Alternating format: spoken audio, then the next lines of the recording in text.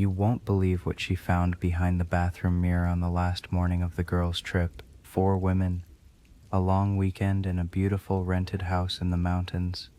The kind of trip that gets planned for months and talked about for years afterward. They had checked in on a Friday evening, cooked dinner, opened wine, stayed up too late, in a house that felt warm and private and entirely their own for 4 days. It was not entirely their own. What she found behind the bathroom mirror on Sunday morning was not a fault or an oversight or an accident. It was deliberate.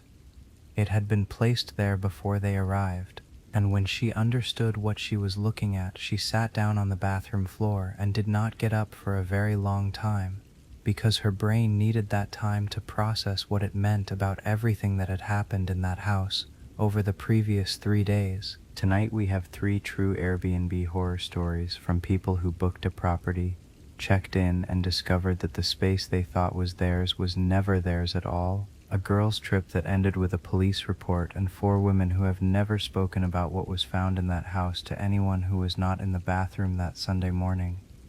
A solo traveler who woke at 3 in the morning to the sound of a door that should not have been able to open, and a couple who discovered on the last night of their anniversary trip that the host had never left the property. These stories are dark. They are violating in the specific way of something that happened in a place where you believed you were safe and private and entirely unwatched. Check your Airbnb before you go to sleep tonight. Every mirror, every smoke detector, every clock on every wall, because some hosts never really let you have the house to yourself. Story 1. Behind the mirror. There were 4 of us. Me, my best friend Carolyn, her sister Dana, and our friend Priya, who had organized the whole thing. Found the listing, booked it, managed the group chat for 3 months while we all coordinated our schedules around the long weekend in April that we had been trying to make happen for 2 years. Priya was the one who had fallen in love with the listing photos. The mountain views, the open-plan kitchen, the deep bathtub in the main bathroom that she had screenshot and sent to the group chat with 3 exclamation points at 11 o'clock on a Tuesday night. The house was exactly what the photos had promised.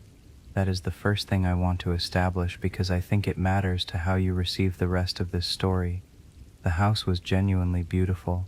The host had been responsive and helpful during the booking process, and the 3 days we spent there before Sunday morning were genuinely among the best days I have had in recent memory. We hiked in the mornings and cooked elaborate dinners and stayed up too late talking about things we had not found time to talk about in the ordinary rush of our ordinary lives. It was a perfect trip right up until the moment it was not. Priya found it. She was packing her toiletries on Sunday morning. We were checking out at 11, and she was the most organized of the 4 of us, and had started early, and she was removing her things from the shelf below the bathroom mirror when she noticed something about the mirror itself. Not a crack or a smudge or anything that announced itself as wrong. Just a quality to the mirror that she described afterward as slightly off in a way she could not immediately name. She touched the edge of it. It moved, not because it was loose or poorly mounted, but because it was not fixed to the wall the way a mirror is fixed to a wall. It was resting against the wall, held in place by its own weight and 2 small brackets at the bottom, in the specific way of something that has been designed to be removed and replaced without tools and without leaving marks. She lifted it away from the wall. Behind the mirror there was a hole in the wall approximately 4 inches in diameter, and in the hole there was a camera. Small, black, the kind of device that is sold online for legitimate purposes, nanny cams, security systems, wildlife monitoring, and that is also sold for purposes that are not legitimate at all. It was pointing through the hole at the angle that would have captured everything that happened in front of that mirror, everything that 4 women did in that bathroom over 3 days of a girls' trip in a mountain house that they believed was private. The camera had a small red indicator light that was not illuminated, which meant it was either not recording or had been switched off remotely, which meant someone knew we had found it. Priya came out of the bathroom and closed the door behind her and stood in the hallway and said my name in a voice that I had never heard from her before and hope never to hear again. Completely flat, completely controlled, the voice of someone who has understood something that their body has not yet caught up to. She told me what she had found.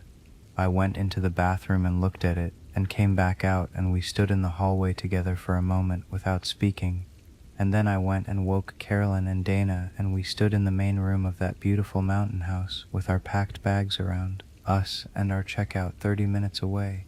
And we called the police. The police came within 40 minutes. They examined the camera and the hole in the wall and the mirror, and they asked us questions that I will not repeat here because the answers to those questions are private, and because the point of those questions was to establish the scope of what had been recorded, and I do not want to describe that scope in detail because Carolyn and Dana and Priya are real people who have the right to their privacy. What I will tell you is what the investigation established. The host, a man whose name I will not use because the legal proceedings are not fully resolved, had installed the camera before we arrived. The camera was connected to a local recording device that was found in a locked panel in the utility room of the house. The recording device contained footage not just from our stay but from previous stays, multiple previous stays, multiple previous guests, a library of footage that the investigating officer described to us in the specific careful language of someone who is managing the information they share with victims of a serious crime. The host had been doing this for a significant period of time before we arrived. We were not the first. The legal process is ongoing, and I am not going to discuss its specifics. What I will tell you is that the four of us have not been back to that platform and have not stayed in a rented property since that Sunday morning. Priya, who organized the trip and who found the camera, has said in the 2 years since that the thing she cannot make peace with is not what was recorded but the specific 3 days of ordinary happiness that preceded finding it. The dinners and the hikes and the late-night conversations, all of it now permanently altered by the knowledge of what was behind the mirror the entire time. She said, "It is not just the violation of what was recorded, it is the violation of what we did not know while it was happening. The happiness feels contaminated in a way I cannot explain to anyone who was not there." I understand exactly what she means. Check the mirrors in your rental tonight. Every single one, because some of them are not mirrors. What do you think he did with the footage from the guests before us? And how many trips do you think have been ruined by what people found after they stopped looking at the beautiful views and started looking at the walls? The violation of a hidden camera is the violation of a private moment made permanently public without consent. But the next story is about something worse than a camera. It is about a presence, something that was in the house before the guests arrived and that never left. Story 2. The host who stayed. My husband and I booked the Airbnb for our 10th anniversary. I want to tell you that at the outset because the specific occasion matters to how completely the events of the final night of that trip have contaminated what should have been a permanent happy memory. 10 years of marriage is a milestone that deserves a celebration that you look back on with warmth and not with the specific cold feeling of a violation that gets worse rather than better with time. The property was a converted barn on a rural property in a wine region 3 hours from the city where we live, beautiful in the specific way of places that have been carefully restored and thoughtfully furnished by someone with genuine taste. Exposed beams, stone floors, a wood-burning stove, windows that looked out over vineyard rows that went golden in the afternoon light and dark blue at dusk. The listing had 470 reviews with an average rating of 4.9 stars. The host, a woman named Patricia, mid-60s from her profile photograph, warm and responsive in her pre-arrival messages, had been hosting on the platform for 7 years. We arrived on a Thursday afternoon and Patricia was there to welcome us. Normal. Expected. She showed us around the property, explained the wood stove, pointed out the wine she had left for us from the vineyard next door, told us she was available on her mobile if we needed anything, and that she lived in the main house at the top of the property approximately 200 meters from the barn. She left. We settled in. The first 2 nights were everything we had hoped for. On the Saturday night, our last night, I woke at 2:40 in the morning to a sound from the main room of the barn. Not loud, not alarming in the way of something breaking or someone forcing entry. A soft sound, the specific soft sound of someone moving carefully in a space they are familiar with in the dark. The particular economy of movement of someone who knows where everything is and does not need light to navigate. I lay still and listened. My husband was asleep beside me. The sound continued for approximately 2 minutes. A soft movement, a pause, another soft movement, and then stopped. I told myself it was the wood stove settling.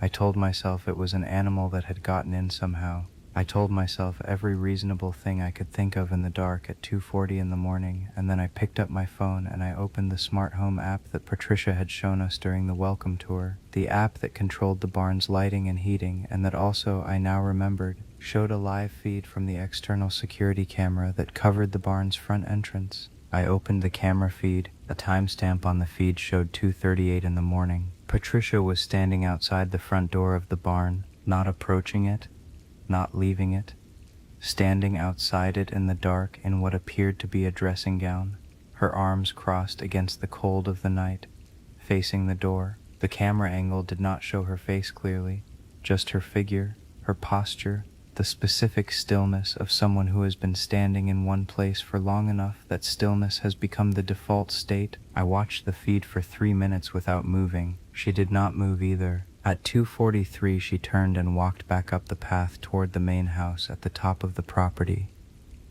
Slowly, without haste, the walk of someone returning from somewhere they had intended to go rather than somewhere they had ended up by accident. I woke my husband. I showed him the camera feed. Patricia was gone from the frame by then, the path empty, the barn door closed. He looked at the feed and then at me and then back at the feed and said nothing for a moment. Then he said, "Was the door locked?" I did not know. I had assumed it was locked because I had locked it before we went to bed. But the sound I had heard from the main room was the specific sound of someone moving in a familiar space in the dark, and if the door had been locked from the inside, then Patricia could not have been inside the barn, and if Patricia had not been inside the barn, then the sound I had heard had another explanation, and I could not immediately identify what that explanation was. We checked the door.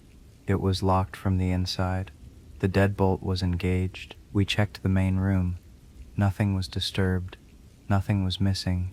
Nothing indicated that anyone had been inside the barn. We checked out at 7 in the morning instead of 11. We did not see Patricia before we left. We sent her a message through the platform saying we had an early start and thanking her for a lovely stay because we did not know what else to say, and because the alternative was describing what I had seen on the camera feed at 2:40 in the morning, and we had not yet decided what to do with that information. I reviewed the full camera feed from the property before we drove away. Patricia appeared outside the barn door on 3 separate occasions during our stay. Once on Thursday night at 1:15 a.m., once on Friday night at 3:02 a.m., and once on Saturday night at 2:38 a.m. On each occasion, she stood outside the door for between 4 and 7 minutes and then returned to the main house. 3 nights, 3 visits to the door of the barn where her guests were sleeping. The door had been locked from the inside on Saturday night when we checked it. I cannot account for Thursday and Friday night because I had not checked and I was asleep, and I do not know whether the deadbolt had been engaged on those nights, and I have thought about that specific uncertainty every night since in a way that I cannot make stop. I filed a report with the platform and with the local police. The platform removed Patricia's listing pending investigation and issued a statement about the importance of guest safety that contained the specific corporate language of an organization managing liability rather than expressing genuine concern. The police spoke to Patricia, who told them she had a habit of walking the property at night and checking on the barn as a matter of security, and that she had not entered the barn at any point during our stay. The platform's investigation concluded that no policy violation could be established and that the listing would be reinstated with additional safety requirements for the host. Patricia's listing is back on the platform. It currently has 482 reviews with an average rating of 4.9 stars. What do you think Patricia was doing outside that door at 2:40 in the morning? And what do you think she would have said if we had opened it? Some hosts watch from outside. Some hosts never leave the inside. Our final story is the darkest one tonight, because what the guests discovered on the last night of their stay was not a camera and not a host standing outside a door. It was a room that should not have existed, behind a wall that should not have moved. Story 3. The room behind the wall. I am going to tell you this story carefully because some of it is still subject to an ongoing investigation and because I have been asked by the detective handling the case to limit what I disclose publicly until the legal process is complete. What I can tell you, what is already part of the public record following the initial police response, I will tell you completely and accurately. What I cannot tell you, I will tell you that I cannot tell you rather than omitting it without acknowledgement. I think you deserve that honesty given the nature of what I am about to describe. My partner and I booked the property for 5 nights in October. A large house in a coastal town, 4 bedrooms, a sea view from the main living area, the kind of property that costs significantly more per night than either of us would normally spend, and that we had justified to ourselves as a once-in-a-while thing, a proper holiday rather than the budget breaks we usually managed. The host communicated entirely through the platform's messaging system and did not meet us at the property. The key was in a lockbox at the front door, the code provided via message 30 minutes before our agreed check-in time. Normal, common. We had done keybox check-ins many times before and thought nothing of it. The house was large and well furnished and exactly as described in the listing. We settled in quickly, explored the rooms, chose the main bedroom for ourselves, and noted which of the other 3 bedrooms we might use for the things we had brought that needed their own space. Camera equipment for my partner who is a photographer, hiking gear, the accumulated material of 5 days away. On the 4th night I could not sleep, not for any specific reason.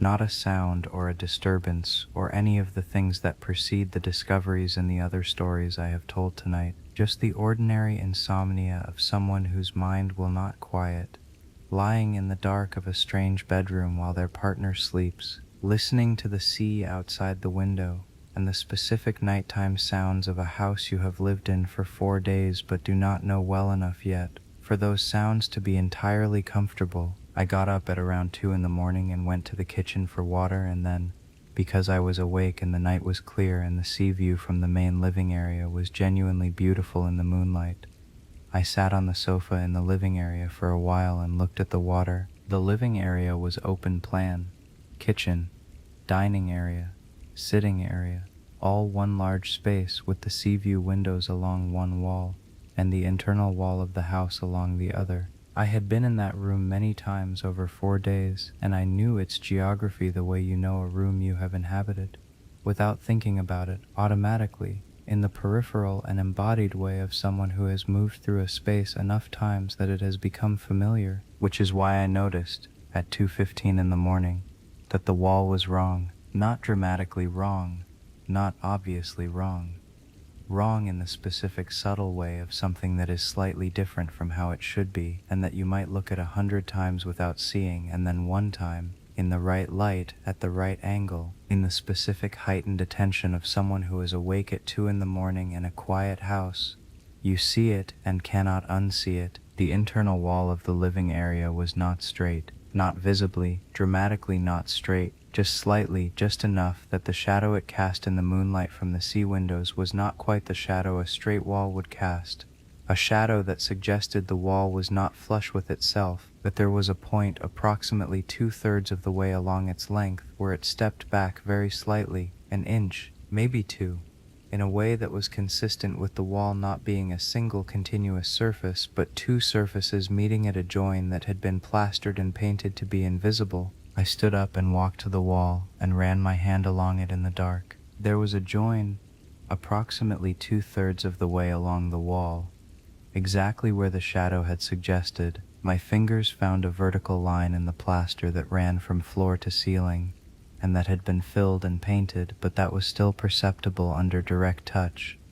The specific hairline irregularity of a join that has been concealed, rather than constructed seamlessly. I pressed against the wall on the right side of the join. It moved, not swinging open dramatically like a door in a film, giving slightly under pressure the specific flex of a surface that is not fixed but is resting in place, held by its own weight and by the compression of its frame rather than by screws or adhesive. I pressed harder. It opened, a panel approximately 4 feet wide and 7 feet tall, pivoting on a concealed hinge at the left edge. swinging inward into a space behind the wall that the floor plan of the house did not account for and that the listing had not disclosed, and that I was now standing at the threshold of at 2:15 in the morning, in a house I had been sleeping in for 4 nights. I am going to tell you what I saw when I looked into that space, and I am going to tell it to you exactly because I believe accuracy matters more than drama in a moment like this one. It was a room,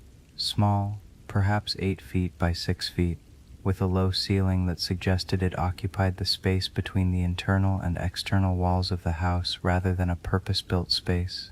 It was not empty. There was a chair facing the panel I had just opened, a simple wooden chair positioned to face the panel from approximately 3 feet back, angled slightly toward the left side of the panel where, I now understood, there must have been some means of observation, a peephole, a gap in the panel, something that I could not see clearly in the dark of the space but whose existence was implied by the positioning of the chair with the specific certainty of furniture that has been placed where it is for a purpose. On the floor beside the chair there were 3 things: a water bottle, a small battery-powered light that was not currently switched on, and a phone charger cable that ran from the chair toward the back wall of the space where it connected to a socket that had been installed in the hidden room at some point, and that was not part of the original electrical plan of the house, because no such socket appeared in the utility documentation that I had, on a previous occasion of insomnia, idly read through in the house's welcome folder.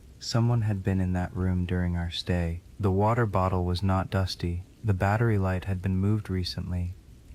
There was a clean circle on the dusty floor where it had previously sat, approximately 6 inches from where it currently was, suggesting it had been picked up and put back down in a slightly different position.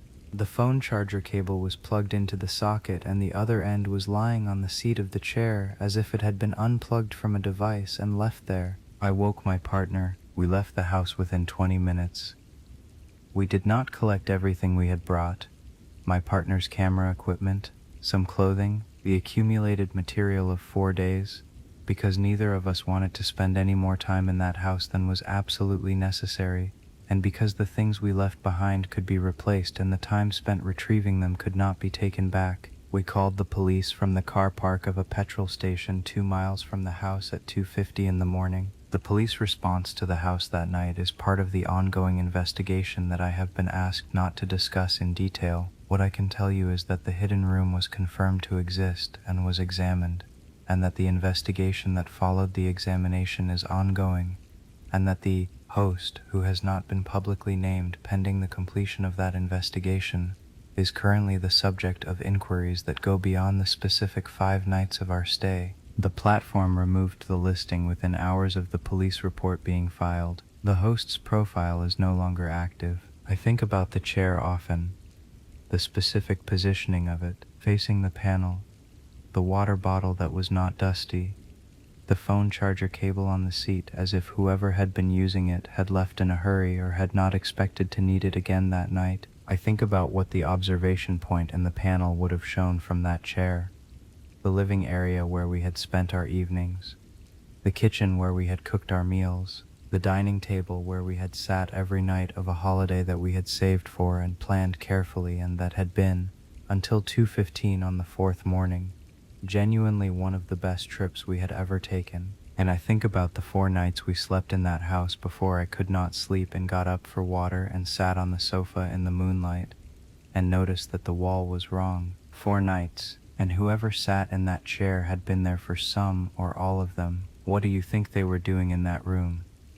And what do you think they did when they heard the panel open at 2:15 in the morning and understood that someone on the other side of it had found them? Thank you for listening. 3 stories from properties that were booked and paid for and checked into and that were never, not for a single moment of any of those stays, entirely the guests. The bathroom mirror that lifted away from the wall and revealed a camera that had been recording guests for a significant period of time before 4 women on a girls' trip found it on a Sunday morning.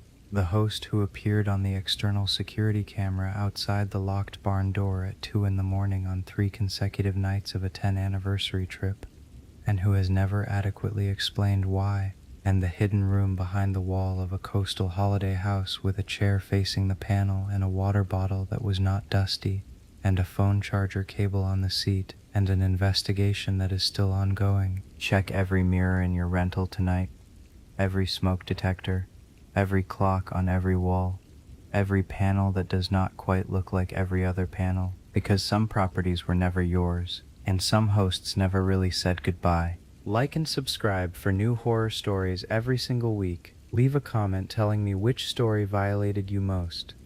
And if you have your own Airbnb story, something you found, something you noticed, something you checked out early because of, leave it below.